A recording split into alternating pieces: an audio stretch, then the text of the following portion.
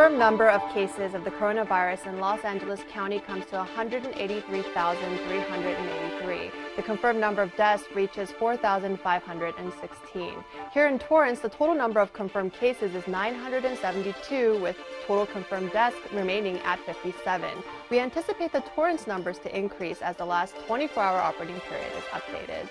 Welcome to COVID-19 Today. I'm Christine Lee. It's 4 p.m. on Wednesday, July 29th. In a recent press conference by the California Health and Human Services, Secretary Dr. Mark Ghaly clarified which drugs are effective against COVID-19. He also provided the latest COVID-19 updates in California. He shared that the state's Department of Public Health will put out new emergency regulations that will improve COVID-19 data along with other reportable conditions. This will help collect race and ethnicity data as well. One of the highlights during the meeting was the announcement that health officials will now take steps to ask labs who get COVID-19 tests to collect information on race, ethnicity, one's sexual orientation, and gender identity. The collected data will help health officials understand how the pandemic is affecting the LGBTQ community and other populations. Ghaly reported 108 deaths daily as an average rate over 7 days, making it a nearly 19% increase since last week. He says certain ethnic groups continue to have a higher number of deaths, including African Americans. He also answered questions about which drugs are helping COVID-19 patients, saying hydroxychloroquine isn't a drug that is the first or second line in treating COVID-19 patients. Also, that remdesivir has proven to be an effective therapeutic option. He once again urged people to wear a face mask and wash their hands thoroughly. Ghaly said if 80% of the population wore a face mask, it would reduce transmission somewhere between 50 to 60%. California has once again broken a new record for the most coronavirus-related deaths in a single day, with 167 deaths reported on Tuesday. The latest number of deaths by the Veterans Affairs Department shows more than 2,000 patients have died as of this week. Exactly 2,071 Veteran Affairs patients died from complications related to the coronavirus since early March. Officials say statistics show about 17 patient deaths a day for the last 4 months. The number of seriously ill cases at their hospitals have continued to decline. In total, they have more than 37,000 reports of COVID cases. The latest numbers from the Los Angeles VA show 432 cases in total, with 49 active cases, and so far there have been 23 deaths. The Department of Veterans Affairs is the largest integrated health system in the United States, with more than 9 million enrolled veterans and more than 6 million veterans receiving health care each year. California lawmakers propose a $100 billion economic stimulus plan. Democrats who control California's legislature are proposing a plan that relies on what they are calling future tax vouchers. It would allow the state treasurer to issue tax vouchers that proponents said could raise billions of dollars. They also want to speed up other spending during the pandemic. The state would let taxpayers prepay their taxes for a future budget year at a slight discount. The plan comes as the legislature begins a 5-week sprint to its August 31st adjournment after having abandoned most of this year's legislative session due to the virus. One international airline is the first to offer assistance if you get COVID-19 while traveling. Emirates Airline, the United Arab Emirates flag carrier, is offering to cover any medical expenses and quarantine costs if they get the deadly virus when traveling during their trip. It has agreed to pay expenses up to $176,000 for 14 days and $118 per day to cover quarantine costs. The coverage will be available to all of its flyers from now until October 31st at no cost. Any impacted customer who has been diagnosed with COVID-19 during their travel just has to contact a dedicated hotline for assistance. State and federal authorities are telling people to report any unsolicited packages of seeds in the mail. In at least 28 states, residents have been receiving seeds that appear to be from China and could be harmful. Officials say if you receive this or already have, don't open the packaging and don't plant the seeds. The United States Agriculture Department's Animal and Plant Health Inspection Service is working with the U.S. Customs and Border Protection and State Departments of Agriculture to investigate. Officials say this is a brushing scam where people receive unsolicited items from a seller who then posts false customer reviews to boost sales. And experts are saying consumers aren't looking to purchase new cars anytime soon. The pandemic has caused drivers to keep their cars and trucks longer due to the coronavirus. Officials say the average age of a car on United States roads rose to a record of 11.9 years. According to the IHS Markit consulting firm, fewer new cars are being bought, increasing the average age. Now, while the shift may hurt car dealerships, car repair shops and part sellers are selling more services. Before the pandemic, the United States new car sales were expected to be around 17 million in 2020, and now analysts are expecting sales to be around 14 million for the year. Currently, there are about 280 million cars registered in the United States. IHS Markit is a global leader in information, analytics, and solutions for the major industries and markets that drive economies worldwide. Officials from two big movie companies announced you will be able to watch the latest releases sooner than ever before.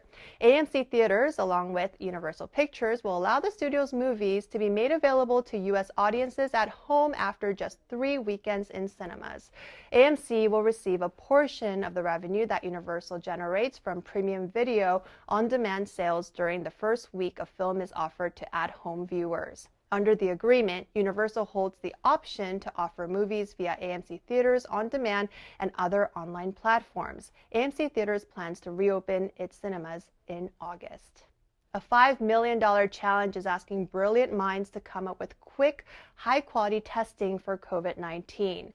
Nonprofit Open COVID Screen, XPRIZE, and other partners are calling the global community to develop a frequent, fast turnaround, cheap and easy to use screening tests to catch COVID before it becomes an outbreak. Officials say right now, COVID testing is expensive, slow, invasive, and our supply chain limited. They launched a $5 million rapid COVID testing competition. They're hoping people will be able to develop solutions from testing devices with 15-minute results to distributed lab testing methods with next morning results that would help with data-driven tracing. California Governor Gavin Newsom responded to the competition, saying he looks forward to seeing the breakthroughs that come from the challenge and the countless lives that will be saved from it.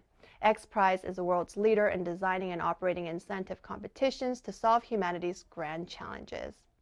City staff continue to assist businesses with the changing operational conditions due to COVID-19.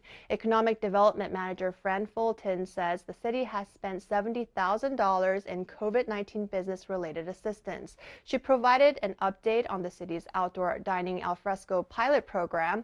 For the dining pilot, this weekend they plan to close all of Sartori Avenue compared to just half, which they have been doing. They're looking for more places where business employees in downtown Torrance can park during this event as well. And as self-care businesses were given the green light to move outdoors, some in the city have already taken advantage of this to continue business as usual. Pia Hair Salon in Torrance, located in the Rolling Hills Plaza on Pacific Coast Highway, received a permit to provide its services outdoors. As of this week, the city has received 46 permit applications. Each permit costs $266. The city is also helping businesses with putting up barricades for outdoor operations. The economic development team is also in touch with Del Amo Fashion Center to possibly bring an outdoor marketplace to the outdoor village where indoor tenants from the mall will have an opportunity to set up. And another hard business affected by the recent state orders are fitness studios and gyms. The Community Services Department is working with these businesses to see how they can potentially use parks in the city for their services. Councilman Tim Goodrich asked city staff to reach out to the county to advocate and clarify the regulations so businesses like breweries who don't have a kitchen are able to reopen under the same guidelines as restaurants. City staff will continue to reach out to businesses. Now, if you're a business interested in outdoor dining options, you must contact the city's Economic Development Office for more information. The City of Torrance will continue to educate and encourage the public to wear face masks and not fine those who don't. The topic of how to enforce people wearing face coverings in the City of Torrance was discussed at the recent City Council meeting, and at the top of the agenda item before the discussion, staff said they did not want to enforce this item through fines, but rather use tools and resources to educate the public. Mayor Patrick Fury says the majority of the community are listening and wearing face masks out in public. The Los Angeles County order requires people to wear a face mask when out in public. Council members had 3 options to choose from and unanimously voted with option 1 that would continue to encourage members of the public to wear face masks while sharing the importance of how it slows the spread. The other options that were up for discussion included establishing a citywide pilot program to implement mandatory face covering warnings with no fines, and lastly, implementing a citywide citation structure to fine residents who don't wear a face covering. Councilwoman Heidi Ashcraft brought up her concerns with people not wearing face masks at businesses and how the city would respond to that, while other members said that an enforcement policy would create more problems and that people will do what they want. City officials honored Steve Morikawa for his 42 years of service at American Honda Motor Company, Inc. Morikawa retired from Honda this month from his role as Vice President of Corporate Community Relations and Social Responsibility, where he was responsible for overseeing and administering American Honda's strategic corporate responsibility, sponsorships, and philanthropic work, to name a few. Under his leadership, Honda was able to expand the company's community and national corporate social responsibility programs. Council members said he put the company's philosophy into action to give back to the communities where Honda lives and works. His team during his service supported the Honda electric vehicle demonstration program in partnership with the City of Torrance, Stanford, and Google, making Torrance's role as a hub for alternative fuel technologies. Also during the meeting, Council approved to bring back committees and commissions by administrative order, specifically the Strategic Planning Committee. City Council also approved the Public Works Department to move forward on a big project that will improve traffic flow on a busy freeway. City Council unanimously approved an agreement with the State of California's Department of Transportation for the construction of a new 405 northbound on-ramp from northbound Crenshaw that would make it easier for drivers to access the freeway. The existing on-ramp on 182nd will remain, and the 2 ramps will merge together before entering the freeway. They also plan to widen the intersection of 82nd Street and Crenshaw Boulevard. This is part of the many improvements to 182nd Street and Crenshaw Boulevard Operational Improvements Project that will decrease congestion, enhance traffic flow, and improve safety. It aligns with the city's strategic plan by improving land use balance with sound transportation management practices, planning, designing, and constructing, to name a few. You can catch the latest updates on this project by searching 182 Crenshaw Improvement at torranceca.gov. Other active infrastructure projects can be found on the Public Works website. The project will go out to bid this fall. You can watch the replay of the council meeting online at torranceca.gov, Facebook, as well as on YouTube. The Torrance Area Chamber of Commerce is sharing resources to keep community members healthy. Tomorrow, they are kicking off its UCLA Health Seminar Series with Dr. Cho from UCLA. It will take place at noon and is about supporting your best health during COVID. Cho will talk about why preventative health and healthcare maintenance is important to overall health and provide information on how you can support your own best health during COVID. You can register for the event at torrancechamber.com. A local brewery has plans to donate thousands as it reaches a milestone for brewing a special beer. Smog City Brewing in Torrance is celebrating because it's close to hitting $5,000 for selling its Black is Beautiful Imperial Stout, a special beer that was created along with more than 900 other breweries in the country as part of an initiative to raise awareness around the injustices of Black people and other ethnicities by helping raise funds for organizations who support them. Each brewery made their own version of the stout, but were packaged in the same cans. The beer is still available in a 4-pack today for pickup, or you can enjoy it at one of their tap rooms. The initiative was founded by the head brewer of Weathered Souls Brewing Company in San Antonio, Texas. He decided he wanted to brew a beer and release it to support those who were protesting across the country after the killing of George Floyd in Minneapolis. Smog City Brewing will donate to Black Lives Matter Los Angeles and People's City Council. 2 local hospitals topped the list as some of the best in the state. Torrance Memorial Medical Center placed as the 6th Best Hospital in Los Angeles by U.S. News & World Report 2020 to 2021. Best Hospitals and Specialties ranking list. Hospitals officials say this puts TMMC in the 12th rank in California. It was rated high performing in 8 adult specialties and 9 procedures and conditions. Providence Little Company of Mary Medical Center ranked number 20 on the list for the best hospital in Los Angeles, putting its ranking at 37 in the state. It was rated high performing in 1 adult specialty and 4 procedures and conditions. U.S. News Best Hospitals Analysis reviews hospitals' performance in adult and pediatric clinical specialties, procedures, and conditions. Scores are based on several factors, including medical outcomes such as survival and patient experience. We love seeing how you are taking on the city's Dare to Care challenge all over social media. Today, we highlight our fellow colleague here at Torrance City Cable, Jamie Lay, who took on the city's Dare to Care challenge by leaving out a mask and hand sanitizer for delivery people. She also challenged 3 others. What Jamie did is just one way of participating in the Dare to Care challenge. You can also post on social media a video about why you wear a mask and for who. City of Torrance Interactive Communication Officer Johnny Romo shared this video on social media. I wear this mask not only to protect myself, but to protect others around me. We can beat this, but we all need to be in this together. So let us know. Why do you wear your mask?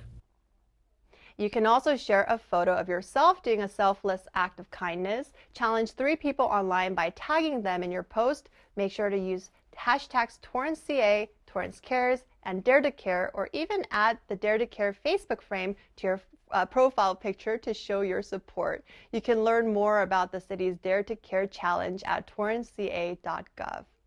Well, it's summertime. We want to hear what your summer plans are and how you plan to make it the best one yet. No matter how big or small your summer plans are, we want to see how you're capturing each summer moment, even if it's just relaxing at home. Share your summer fun story. Email us at covid19today@torranceca.gov.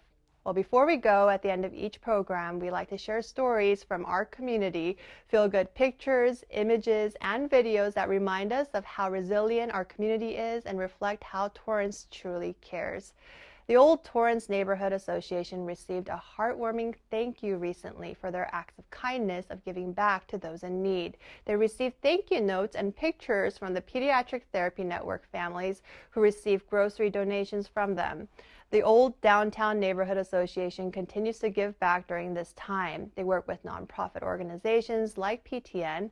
Within the last 2 weeks, OTNA provided more than $100 worth of groceries and diapers to at least 6 PTN families. If you have a great story to share or just want to say hello, send us an email. We'd love to hear from you. That's our update for COVID-19 today. We hope you'll join us again tomorrow at 4 p.m. as Ben McCain brings you the latest updates. Be safe, stay healthy, and thanks for tuning in. We'll see you next time.